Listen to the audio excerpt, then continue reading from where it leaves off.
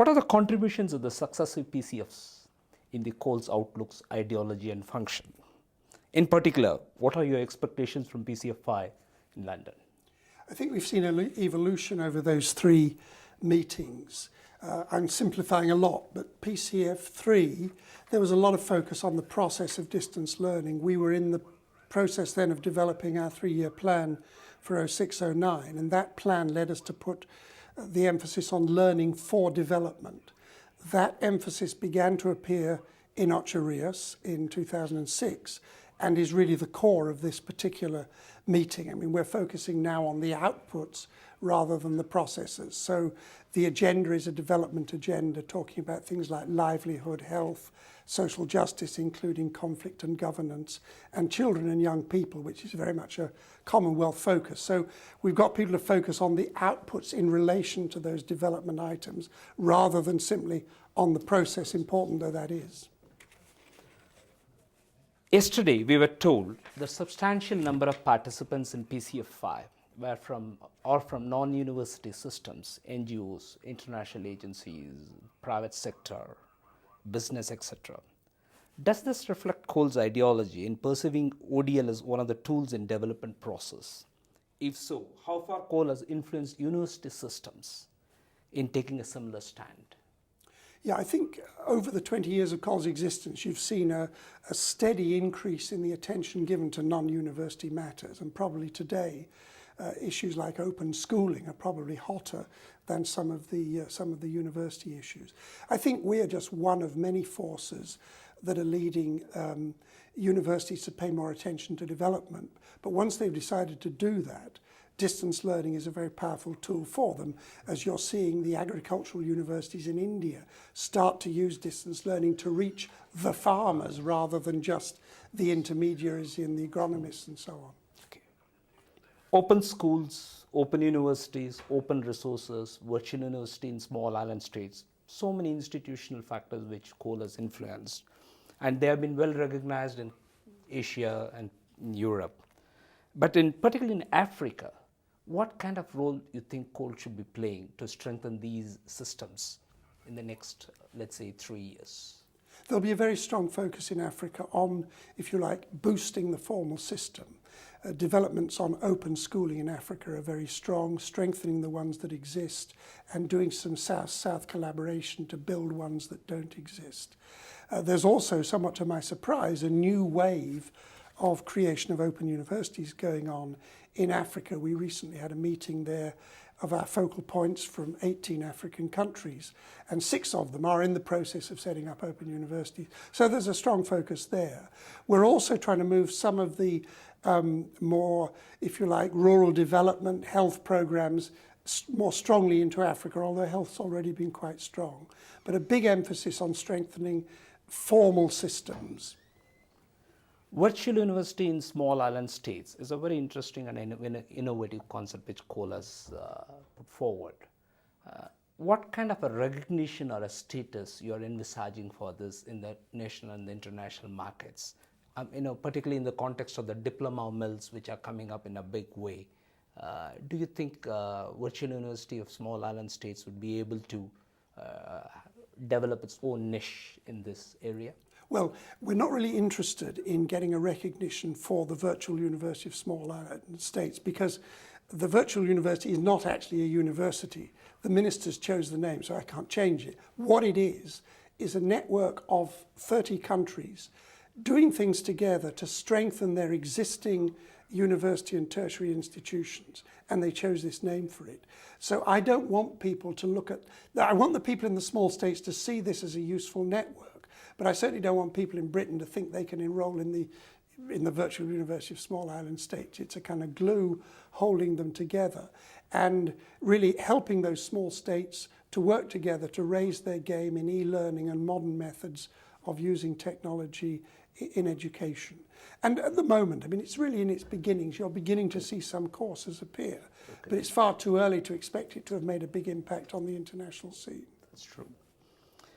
You had this Commonwealth of Education Ministers meet in 2009 in Malaysia.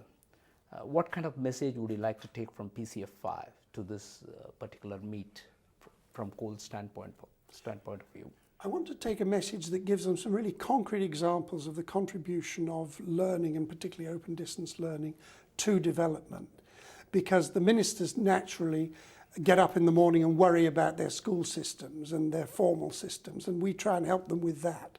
But we don't want them to, if you like, neglect the wider development agenda that we can contribute to. And the themes of this conference are designed to help us profile the much wider developmental impacts of learning. Thanks a lot, Sir John Daniel. Wish you all the best in your endeavor. Thank you.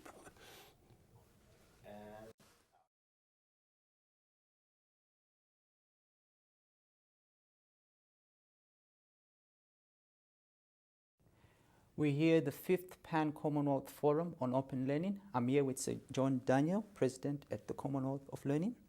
Afternoon, Sir John. Good afternoon. Now, Sir John, welcome back. Thank you. Earlier this week, we touched on a number of key themes. Now the conference is drawing to a close. What are the priorities for open and distance learning in the Commonwealth over the next few years? Well, what struck me even more forcibly this time than when we were in Ocho Rios 2 years ago is the continuing increase in the emphasis on the learning of communities as well as the learning of individuals. That was particularly true. We've had a health theme this time, which we didn't really have last time. We've had a theme of governance and social justice. And in both cases, it was clear that if you really want to affect change, you've got to work through communities. And that leads to another conclusion, which I think is quite a tension at this conference, that to achieve things, you've got to work with technologies that are available and accessible. There's been perhaps a tendency at this conference to run away with new technologies that are the answer to things, whereas we were hearing this morning that school in a box is actually probably more useful in more situations than ideas of laptops for everyone. So it's this bridging the gap between where we are now and where we might be, and not trying to get to where we might be before we're actually got the equipment to be there. So generally speaking, could you tell me what challenges we face in achieving universal access to education for development? I think one challenge is to remember where we came from and to remember what we're good at. Distance learning is a lot about the hard slog of providing good materials, good support to learners, and having a system that works to hold it all together. There's always a tendency to try and avoid the hard work of doing that with some magical solution. I mean, there's been a terrific attention devoted here to open educational resources. Well, they're fine, and we've had some lovely examples like the Teacher Education in Sub-Saharan Africa project where that is really working. But they're not a kind of manna that drops down from heaven and solves your learning materials problems. And I think we're perhaps a bit forgetting too the need for follow-up support to learners instead of just assuming that if they're connected to a computer that will support them. In closing, what conclusions do you think we can take from this forum? I think the key conclusion is that learning and open learning really can make a contribution to development. At this forum, we've concentrated on what are the development outcomes rather than what is the sort of mechanism and process that distance learning uses for that. And I think we've had some very heartening results, but what it does do is to focus you on the basics, because you can't fake it when you're dealing at the level of villages and health and governance and social justice. It's no point in bringing in a baggage of high technology. You've got to work with people where they are. Could you update us on the virtual universities for small states of the Commonwealth? Yes, this has been a very important week for the Virtual University for Small States of the Commonwealth. And I think what we've seen is a real transition, which I hoped would happen, and it has, that the members in the 29 small states are really now taking charge of this, with us in the background facilitating rather than with us at the front sort of towing them along. That's where we wanted to get to, and we have. That produces other challenges, one of which is this global problem of degree mills and bogus colleges. And this is a particular threat for small states, because some small states, before they tried to do higher education themselves, became a sort of flag of convenience for degree mills. And now they're finding that their whole state is blacklisted in other countries because they're suspected of running bogus operations. So we've got to have a campaign over the next year involving the ministers to really move in on these spurious operators and try and close down as many as we can, and particularly to clear them out of the Commonwealth, because they are seriously bad news, not just for the virtual university of small states, but all people operating through distance learning. Sir John Daniel, thank you very much. Thank you. Sir John Daniel, President of the Commonwealth of Learning.